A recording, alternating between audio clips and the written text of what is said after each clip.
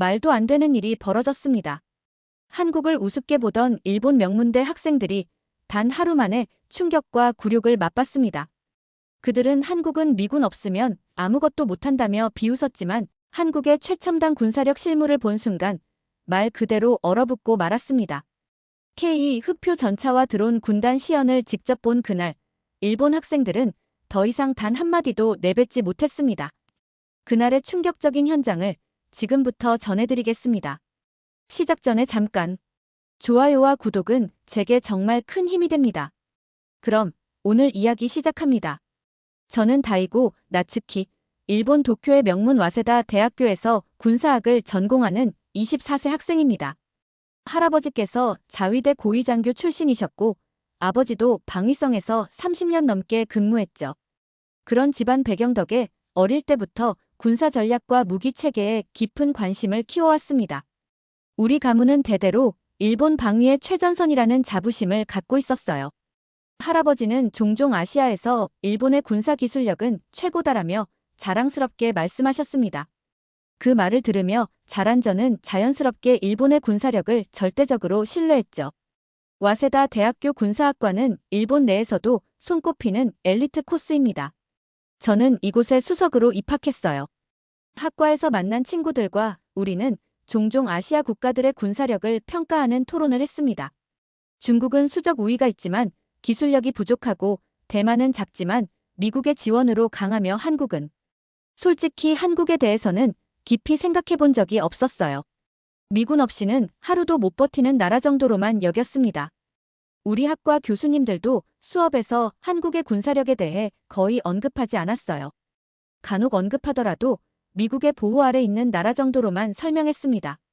군사 교리나 첨단 무기 시스템을 배울 때도 미국, 러시아, 중국, 일본의 사례만 주로 다뤘고 한국은 그저 수입국 정도로만 취급됐죠. 대학원에 진학한 후 저는 동아시아 안보에 관한 논문을 준비하고 있었습니다.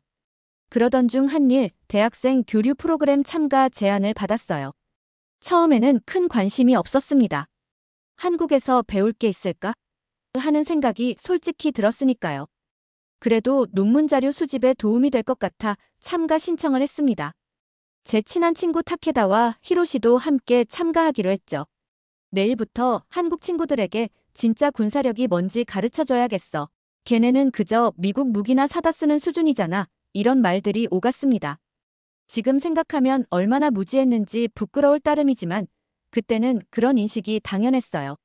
서울의 한 대학교 국제회의실에서 한일 안보 토론회가 열렸습니다. 우리를 맞이한 한국 학생들은 김준호, 이민수를 비롯해 모두 5명이었습니다. 놀랍게도 그들의 영어와 일본어 실력이 상당히 뛰어났어요. 토론이 시작되고 김준호라는 학생이 한국의 자주 국방 정책과 성과라는 주제로 발표했는데 솔직히 귀를 기울이지 않았어요. 대신 타케다와 눈빛을 주고받으며 슬쩍 비웃었습니다. 그가 한국은 이제 방위산업 분야에서 세계 7위 수준이라고 말했을 때는 참지 못하고 피식 웃고 말았죠. 질의응답 시간이 되자 히로시가 도발적인 질문을 던졌습니다. 한국의 방위 기술이 정말 독자적으로 개발된 것인가요? 대부분 미국이나 다른 선진국의 기술을 그대로 가져온 것 아닌가요? 그 질문에 회의실의 공기가 순식간에 얼어붙었습니다. 한국 학생들의 표정이 굳어졌지만 김준호는 침착하게 대답했어요. 초기에는 기술 도입이 있었지만 지금은 K2 전차, K9, 자주포, KF-21 전투기 등 독자 모델을 개발할 수 있는 역량을 갖추고 있습니다.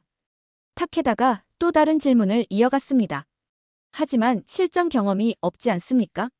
일본 자위대는 최고 수준의 훈련과 장비를 갖추고 있는데 한국군은 실제 전투 능력이 검증되지 않았잖아요. 이민수라는 학생이 차분하게 대답했어요. 한국군은 월남전, 이라크, 아프간 등 실전 파병 경험이 있고 북한과의 분단 상황 속에서 항상 전시 대비 태세를 유지하고 있습니다. 단순 훈련량으로만 따져도 자위대보다 훨씬 많은 실전적 훈련을 소화하고 있죠. 회의실의 긴장감이 최고조에 달했습니다. 그때 김준호가 자리에서 일어나 단호하게 말했습니다. 이론적인 토론으로는 서로의 의견 차이를 좁히기 어려울 것 같네요. 내일 국방과학기술 전시회가 열리는데 여러분을 특별 초청하고 싶습니다. 직접 눈으로 확인하신 후에 다시 이야기해 봅시다.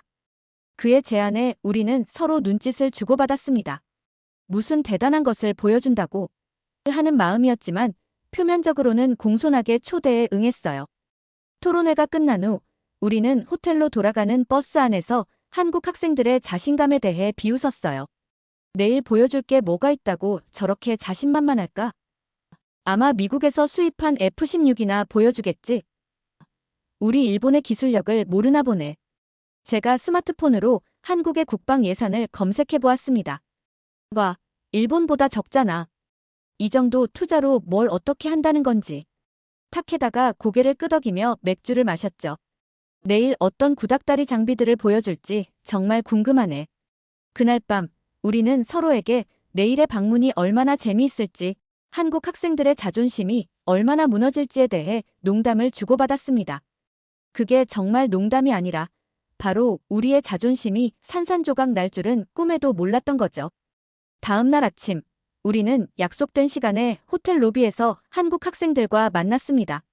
김준호와 이민수는 정장 차림으로 단정하게 우리를 맞이했어요. 오늘은 특별한 날이 될 겁니다. 평소에는 외국인들에게 공개되지 않는 구역까지 볼 수 있도록 허가를 받았거든요. 그 말에 저는 속으로 비웃었습니다. 뭐 그리 대단한 걸 보여준다고 하는 생각이었죠. 버스에 오르며 타케다가 제 귀에 대고 속삭였어요. 쟤네가 뭘 보여준다고 그러는지 정말 궁금하다. 저도 고개를 끄덕이며 기대 안 하는 게 좋을 거리라고 대답했습니다. 약 1시간 후 우리는 대규모 전시장에 도착했습니다. 입구에는 2025 서울국제방위산업 전시회라는 현수막이 걸려 있었어요. 예상보다 훨씬 규모가 컸고 세계 각국에서 온 방문객들로 붐비고 있었습니다. 입구에서 김준호가 특별 출입증을 나눠주었어요. 이 출입증은 일반 참관객들이 들어갈 수 없는 구역까지 접근할 수 있게 해줍니다. 모든 전자기기는 여기 보관함에 맡겨주세요. 우리는 조금 놀랐지만 지시에 따라 휴대폰과 카메라를 모두 맡겼습니다.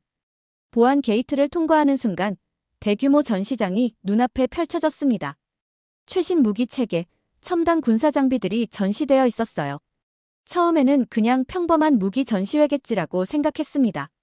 하지만 곧 제 생각이 완전히 틀렸다는 것을 깨닫게 되었죠. 김준호가 우리를 안내하며 말했습니다. 먼저 K 흑표 전차 구역으로 가볼까요? 우리는 무심코 따라갔어요. 그리고 처음으로 실물 크기의 K 흑표 전차를 보는 순간 저는 약간 놀랐습니다. 그 웅장한 크기와 세련된 디자인은 분명 인류급 전차의 풍모를 갖추고 있었거든요. 전시장 안내원이 자세한 설명을 시작했습니다. K 흑표는 세계 최고 수준의 전투력을 가진 전차입니다. 1500마력 엔진, 초고강도 복합 장갑, 자동 표적 추적 시스템을 갖추고 있죠. 특히 자체 개발한 능동방어 시스템은 적의 대전차 미사일을 공중에서 요격할 수 있습니다. 타케다가 의심스러운 눈초리로 물었습니다. 정말 한국이 독자 개발한 건가요? 외국 기술을 도입한 것 아닌가요? 안내원은 자신감 넘치는 표정으로 대답했어요. 초기 모델은 일부 해외 기술을 참고했지만 현재 버전은 전자 제어 시스템까지 100% 국내 기술로 개발했습니다. 특히 능동 현수 장치는 세계 최초로 적용한 기술이죠. 그 말을 듣는 순간 저희 세 명은 서로 눈빛을 교환했습니다. 일본의 십식 전차도 아직 그런 첨단 현수 장치는 갖추지 못했거든요. 하지만 아직 우리는 반신반의했습니다. 전시용 모형에 불과하겠지라는 생각이었죠. 김준호가 미소를 지으며 말했습니다. 이제 외부 시연장으로 가볼까요? 거기서 실제 K2와 K9의 기동 및 사격 시연을 볼 수 있습니다. 우리는 그를 따라 전시장 외부의 넓은 시험장으로 이동했습니다. 그곳에는 이미 많은 관람객들이 자리를 잡고 있었어요. 김준호가 VIP 출입증을 보여주자 경비원이 우리를 최전방 좌석으로 안내했습니다. 자리에 앉자 히로시가 의구심 가득한 목소리로 물었습니다. 정말 실제 사격을 하는 건가요? 이민수가 고개를 끄덕이며 대답했어요. 물론이죠. 실전과 동일한 조건에서 시연합니다. 조금만 기다리시면 시작될 겁니다. 갑자기 땅이 흔들리기 시작했습니다. 먼지를 일으키며 K2 흑표 전차가 시험장으로 들어서는 순간 저는 숨을 멈췄습니다. 이건 전시용 모형이 아니라 실제 작전 배치된 살아있는 강철 괴물이었어요. 1500마력 엔진의 웅장한 소리가 가슴을 울렸습니다. K2 전차는 시속 70km로 고속 주행하며 S자 코스를 완벽하게 소화했습니다. 일본의 10식 전차보다 기동성이 확실히 뛰어났어요. 그것도 그냥 조금이 아니라 압도적으로요. 65톤이 넘는 중량에도 불구하고 마치 스포츠카처럼 민첩하게 움직이는 모습은 믿기 힘들 정도였습니다. 가장 놀라운 장면은 그 다음이었습니다. K2 전차가 45도 경사를 거침없이 오르더니 정지 없이 그 상태에서 주포를 발사했어요. 3km 떨어진 표적을 정확히 명중시키는 모습에 관중석에서는 환호성이 터져 나왔습니다. 이건 일본 자위대의 훈련에서도 본 적 없는 고난도 기술이었어요. 타케다가 입을 벌린 채 속삭였습니다. 이건 미국 에이브럼스도 못하는 기술인데. 저도 고개를 끄덕일 수밖에 없었어요. 지금 눈앞에서 벌어지는 일이 믿기지 않았습니다. K2 시연이 끝나고 이번에는 K9 썬더 자주포가 등장했습니다. 안내방송이 흘러나왔어요. K9 자주포는 세계 최장 사거리와 최고 정확도를 자랑하는 자주포입니다. 초속 900m로 발사된 포탄이 50km 이상 떨어진 표적을 정확히 타격하는 모습을 보여드리겠습니다. K9 자주포가 포문을 열자 그 폭발음에 가슴이 떨렸습니다. 원거리 카메라로 중계된 화면에서는 포탄이 정확히 표적을 명중시키는 모습이 보였어요. 더 놀라운 것은 연속 발사 능력이었습니다. 15초 만에 3발을 연속 발사해 서로 다른 표적을 모두 명중시키는 다중 동시 타격 기술을 선보였거든요. 히로시가 창백한 얼굴로 중얼거렸습니다. 일본의 19식 자주포도 이 정도 성능은 안 나오는데. 그의 말에 타케다도 충격받은 표정으로 고개를 끄덕였어요. 우리가 그토록 자신했던 일본의 무기 체계가 한국 장비보다 열세라는 사실을 인정할 수밖에 없었습니다. 그러나 진짜 충격은 그 다음이었습니다. 드론 부대의 시연이 시작된 거죠. 갑자기 하늘에서 수십 대의 무인 드론이 완벽한 대형을 이루며 나타났습니다. 그것들은 마치 살아있는 생명체처럼 움직였어요. 중앙 통제 없이도 자율적으로 작전을 수행하는 인공지능 드론들이었습니다. 안내원의 설명이 이어졌어요. 이 드론들은 KAAV 시스템으로 한국이 독자 개발한 군집 지능형 무인 타격 시스템입니다. 표적 식별부터 공격 결정까지 인간 개입 없이 자율적으로 수행합니다. 드론들이 가상의 적 목표물을 향해 정밀 타격을 시연하는 모습은 충격 그 자체였습니다. 특히 전자전 환경에서도 임무를 수행할 수 있는 EMP 방어 시스템은 일본에서도 아직 연구 단계에 있는 기술이었어요. 이민수가 자랑스럽게 덧붙였습니다. 이 기술은 이미 실전 배치되어 있습니다. 세계 최초로요. 마지막 시연은 로봇 군견과 드론의 협동 작전이었습니다. 4발 로봇이 거친 지형을 완벽하게 극복하며 빠르게 이동하는 동안 드론은 상공에서 정찰을 제공했어요. 이들이 적 목표물을 제압하는 모습은 마치 공상과학 영화의 한 장면 같았습니다. 시연이 끝나고 우리는 모두 말을 잃었습니다. 타케다의 얼굴은 하얗게 변해 있었고 히로시는 멍한 표정이었어요. 저 역시 방금 본 광경을 어떻게 받아들여야 할지 혼란스러웠습니다. 지금까지 한국에 대해 가졌던 모든 편견이 단 몇 시간 만에 완전히 무너진 느낌이었어요. 김준호가 우리에게 다가와 물었습니다.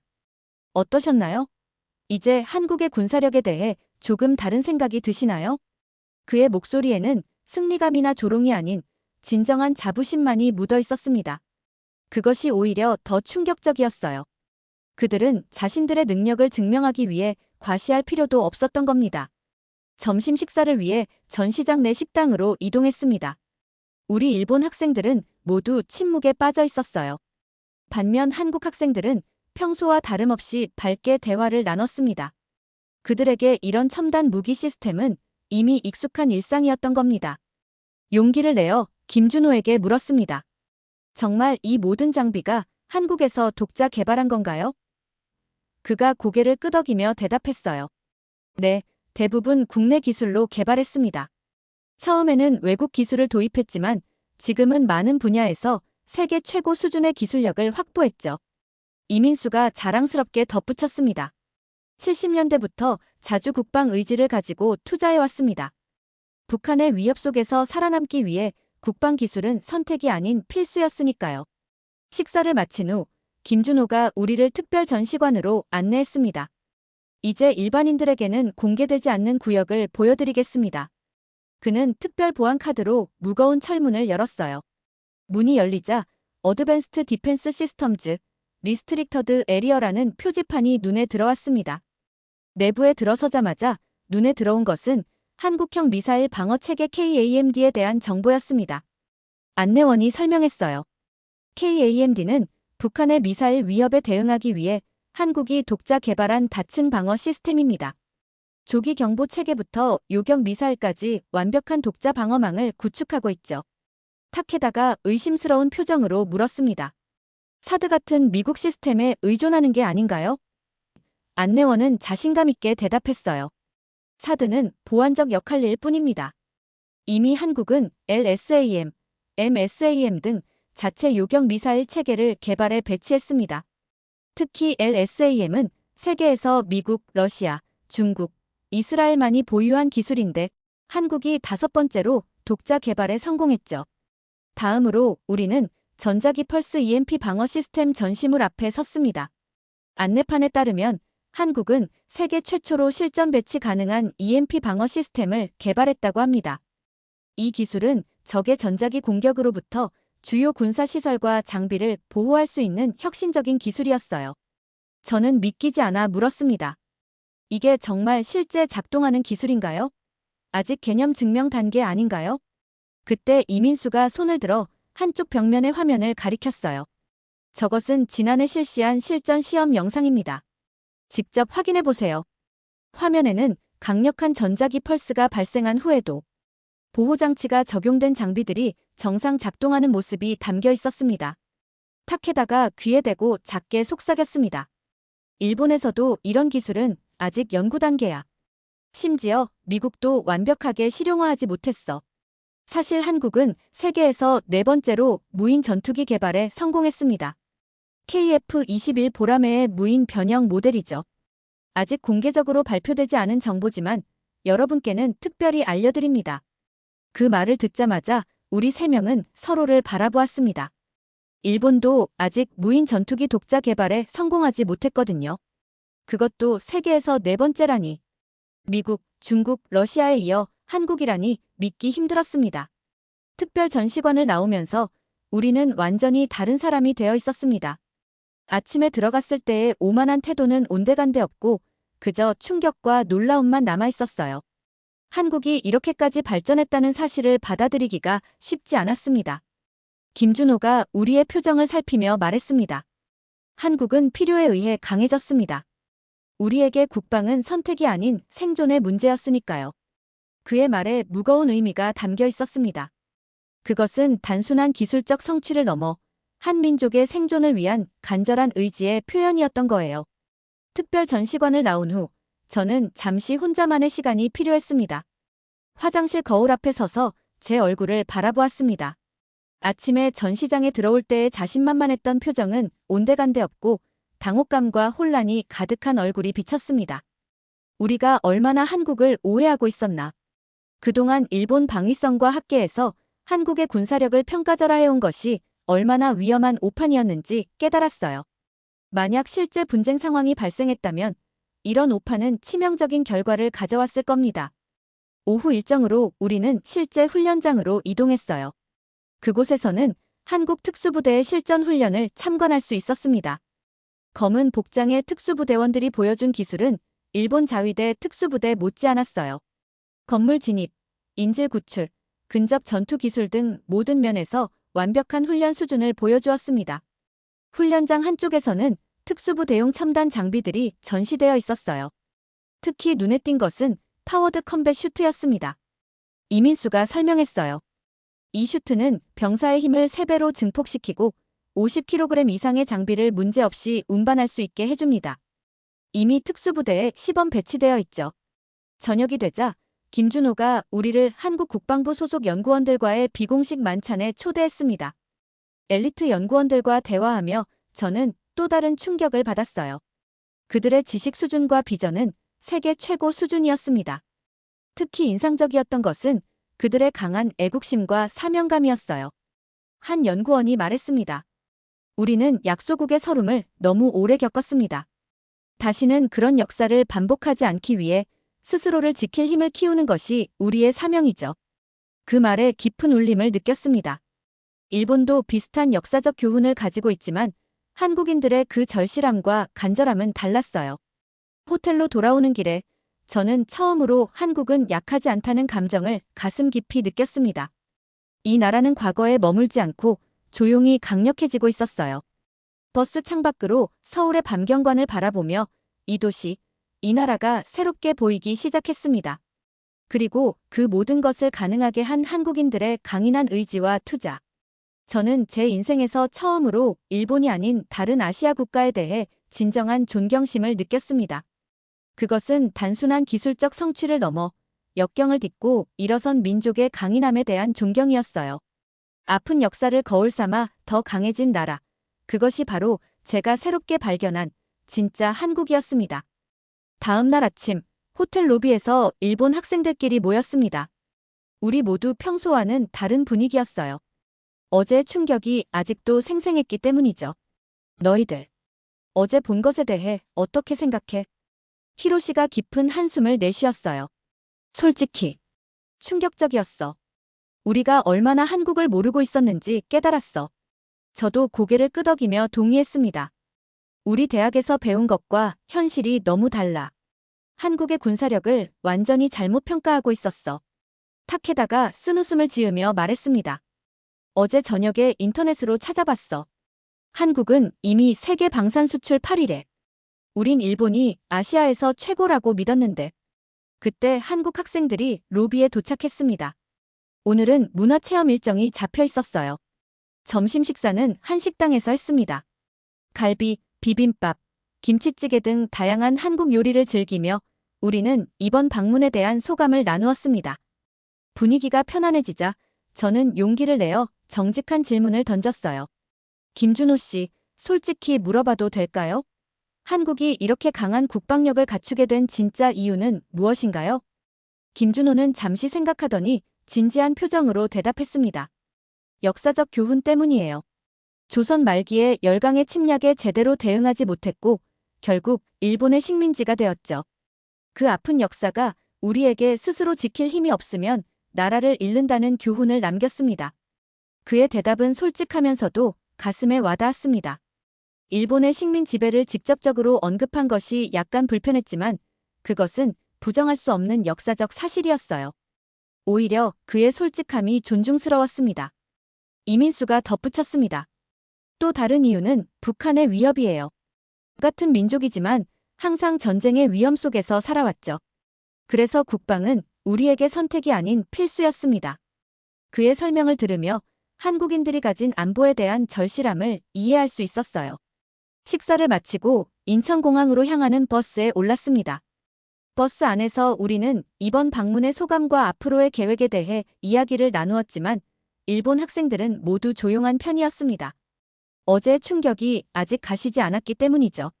불과 3일 전만 해도 미국에 의존하는 작은 나라로 생각했던 한국이 이제는 강한 의지와 뛰어난 기술력을 가진 자주적인 국가로 제 마음속에 자리 잡았습니다. 김준호가 조용히 말을 꺼냈습니다. 우린 누구에게도 의존하지 않는 나라가 되고 싶어서 매일 최선을 다합니다. 역사가 우리에게 가르쳐준 교훈이니까요. 그 말에 버스 안에 완전한 침묵이 내려앉았습니다. 그의 말은 단순한 문장이 아니라 한 나라의 철학과 의지를 담은 강력한 메시지였어요. 저는 그 말에 깊은 부끄러움과 동시에 존경심을 느꼈습니다. 우리가 얼마나 그들을 오해하고 있었는지, 그리고 그들이 얼마나 강한 의지로 자신들의 길을 걸어왔는지 깨달았기 때문이죠. 타케다가 보기 드물게 진지한 표정으로 물었습니다. 정말 미군의 도움 없이도 북한의 위협에 대응할 수 있나요? 김준호는 자신감 있게 대답했어요. 물론입니다. 한미동맹은 중요하지만 우리는 이미 독자적인 방위 능력을 갖추고 있어요. 필요하다면 우리 힘만으로도 북한의 공격을 막아낼 수 있습니다. 그의 확신에 찬 목소리에서 어떤 과장이나 허풍도 느껴지지 않았습니다. 그것은 사실에 기반한 자신감이었고 우리도 그것을 부정할 수 없었어요. 어제 본 것만으로도 한국의 군사력이 우리의 생각보다 훨씬 강하다는 것을 알 수 있었으니까요. 일본으로 돌아온 후 저는 한국의 국방 기술과 전략에 관한 자료를 찾아 공부하기 시작했습니다. 그동안 알지 못했던 한국의 모습을 하나씩 발견할 때마다 저는 더욱 깊은 존경심을 갖게 되었습니다. 한국은 K9 자주포는 노르웨이, 핀란드, 에스토니아, 인도 등 NATO 회원국들까지 수출하고 있었어요. K2 전차 기술은 터키의 차세대 전차 개발의 핵심 기술로 사용되고 있었습니다. 그들은 더 이상 기술 수입국이 아니라 기술 수출국이 되어 있었어요. 귀국 일주일 후 학과에서 해외 연수 보고회가 열렸습니다. 저는 떨리는 마음으로 단상에 올랐어요. 이번 한국 방문은 저에게 큰 충격과 배움의 기회였습니다. 제 첫마디에 청중들이 호기심 어린 눈빛을 보냈어요. 정직하게 말씀드리자면 우리는 한국의 군사력을 심각하게 과소평가하고 있었습니다. 그러나 직접 본 현실은 전혀 달랐어요. 슬라이드를 넘기며 한국의 K2 흑표 전차, K9 자주포, 무인 드론 시스템 등에 대해 상세히 설명했습니다. 그리고 한국이 독자적으로 개발 중인 첨단 기술들에 대해서도 이야기했어요. 청중들의 표정이 점점 놀라움으로 바뀌어 갔습니다. 특히 충격적이었던 것은 한국의 전자기 펄스 방어 시스템과 인공지능 기반 무인 전투 시스템입니다. 이 분야에서 한국은 이미 일본을 앞서고 있습니다. 우리가 그동안 한국을 기술적으로 열등한 나라로 평가한 것은 심각한 오판이었습니다. 교수님 한 분이 질문했습니다.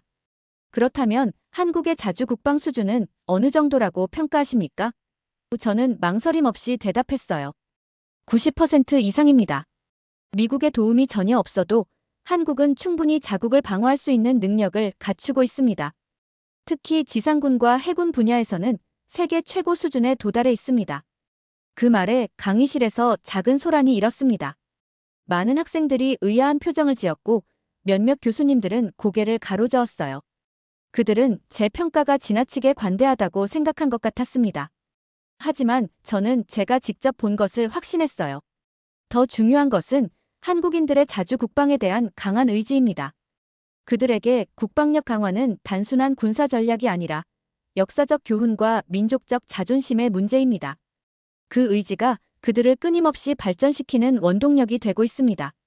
발표가 끝난 후 지도 교수님이 저에게 다가와 말씀하셨습니다. 나츠키군, 흥미로운 발표였네. 하지만 조금 감정적으로 한국을 높이 평가한 것 아닌가? 저는 정중하게 대답했어요. 교수님, 저도 처음에는 그렇게 생각했습니다. 하지만 직접 본 것들은 거짓말을 하지 않습니다. 오히려 우리 학계가 한국의 군사력을 체계적으로 과소평가해왔다고 생각합니다. 교수님은 잠시 생각하시더니 고개를 끄덕이셨습니다. 좋아, 그렇다면 이 주제로 논문을 써보게. 한국과 일본의 방위산업 비교 분석으로 말이야. 객관적 자료를 바탕으로 연구해보면 더 명확한 그림이 나올 거네. 그날 이후 학과 내에서 한국의 군사력에 대한 관심이 높아졌습니다.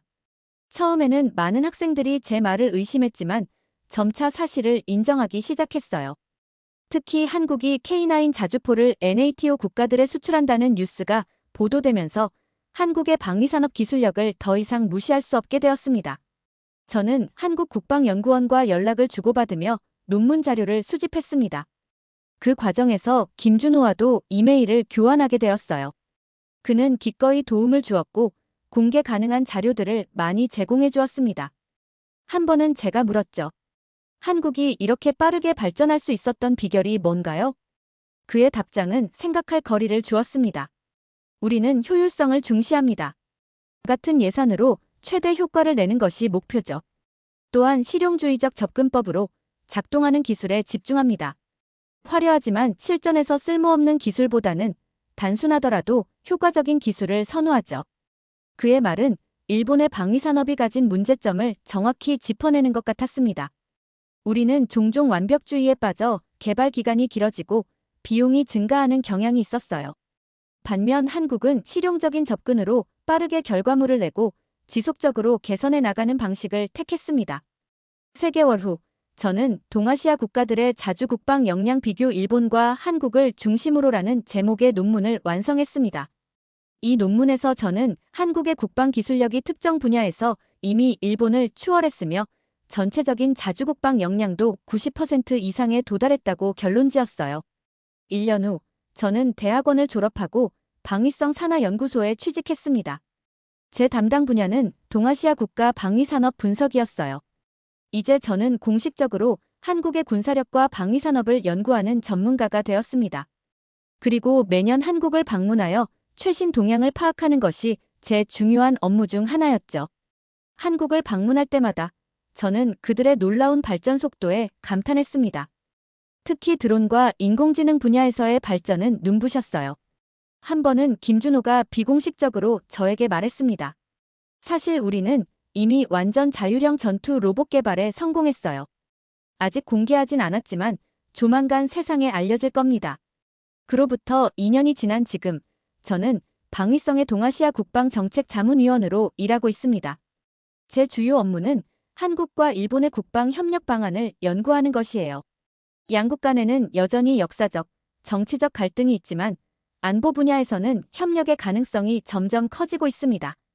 최근 북한의 계속된 미사일 발사와 중국의 군사적 팽창으로 인해 한일 안보 협력의 필요성이 더욱 증가했어요.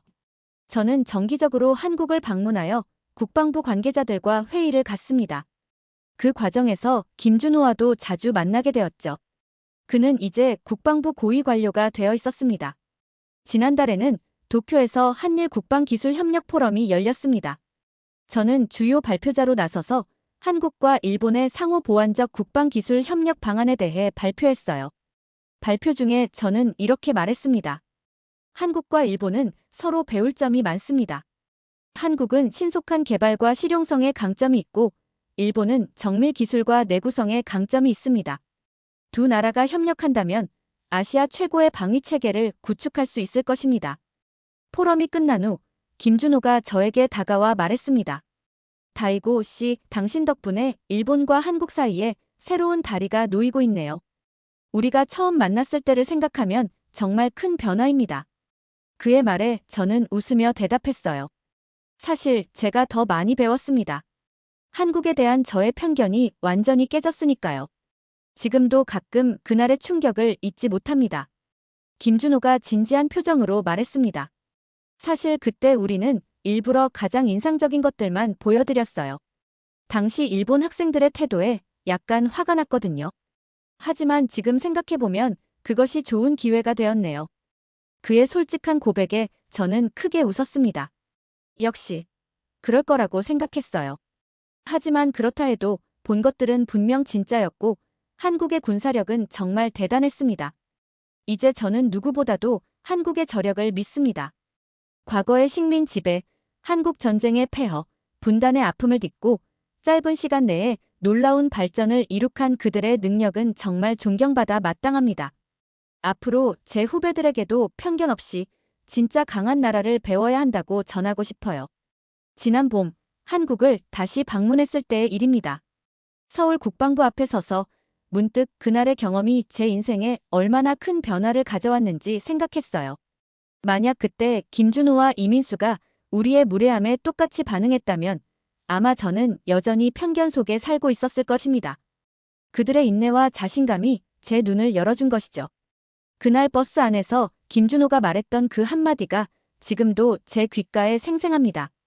우린 누구에게도 의존하지 않는 나라가 되고 싶어서 매일 최선을 다합니다. 그 간단한 문장 속에 한 민족의 역사와 의지, 그리고 미래가 담겨 있었다는 것을 이제야 완전히 이해합니다. 이 영상이 마음에 드셨다면 좋아요와 구독 부탁드립니다. 여러분의 응원이 더 많은 이야기를 나눌 수 있는 힘이 됩니다. 내일 더 감동적인 이야기로 찾아뵙겠습니다. 감사합니다.